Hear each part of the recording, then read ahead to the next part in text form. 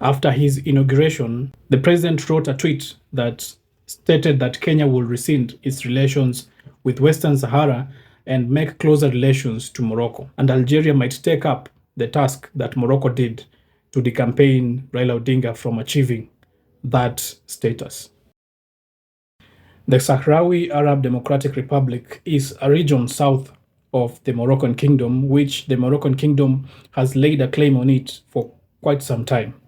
That has brought tension in the region because Algeria, a neighbor to Morocco, has been supporting the Sahrawi Arab Democratic Republic, or popularly known as Western Sahara. Now, this has led to disruptions in the African Union, where the Sahrawi Arab Democratic Republic joined the OAU at that time on 22nd August in 1982. And during that time, as it joined, Morocco left the Organization of African Union. Morocco will later rejoin now the African Union in 2017. Before we dive in, if you're passionate about African politics and want to stay updated on key developments across the continent, hit that subscribe button and turn on notifications. You'll be the first to know when we drop insightful videos like this one. Now, the AU and the UN positions on Western Sahara is that Western Sahara should be left to chart its own future, to determine its own future, whether they want to be independent or to be closer to Morocco. Kenya has been a very long-term ally of Algeria.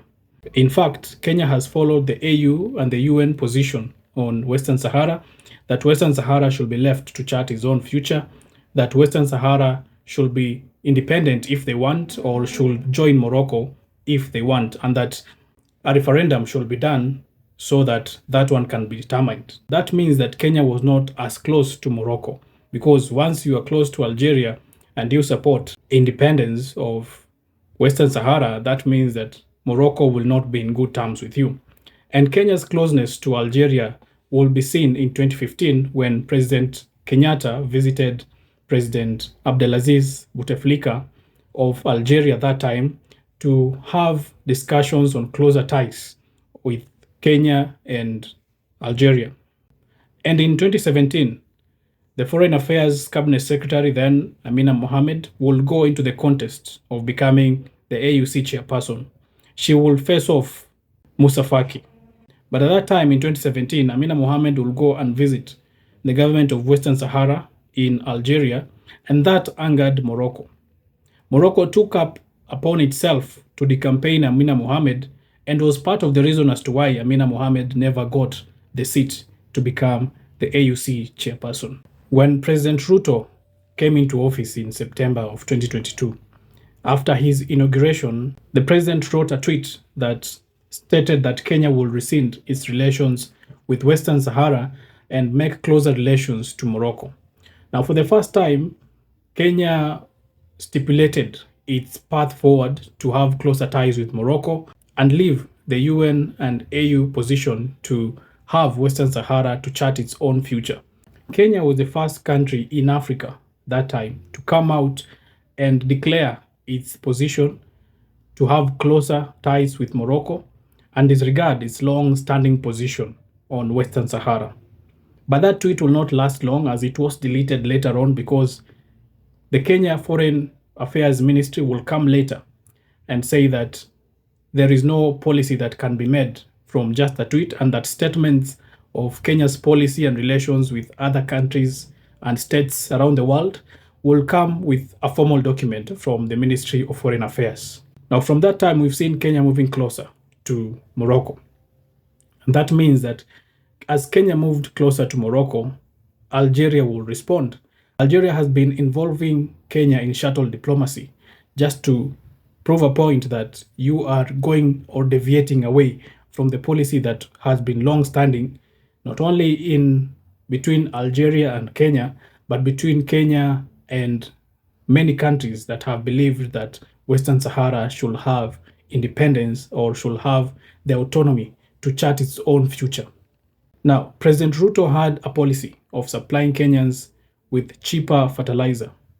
Morocco is a country that has cheap fertilizer because it has abundant supply of phosphate in the country.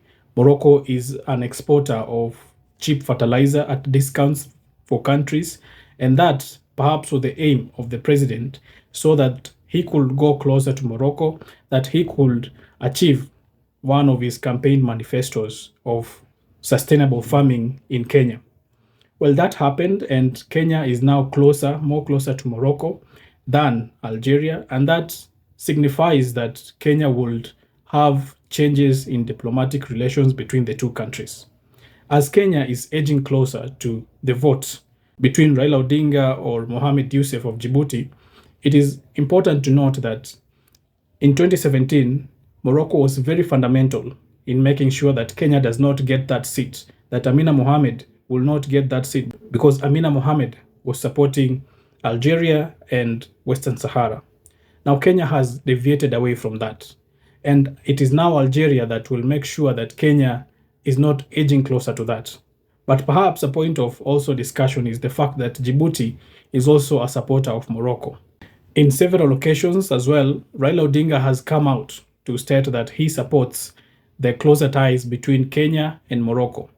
Now we have a realignment in policies, and the fact that Algeria will not be happy with Kenya as it has changed its ideologies to support Morocco at a crucial time when Algeria will need Kenya's support to support Western Sahara.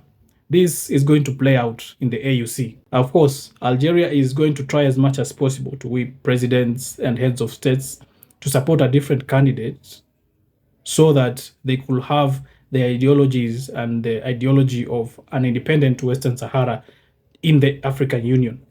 So that means that Kenya will have to balance everything out. Kenya is walking on eggshells as we speak, because there has to be a balance between how Kenya will approach Algeria and how Kenya will approach Morocco. We're not saying that Kenya has had now bad relations with Algeria.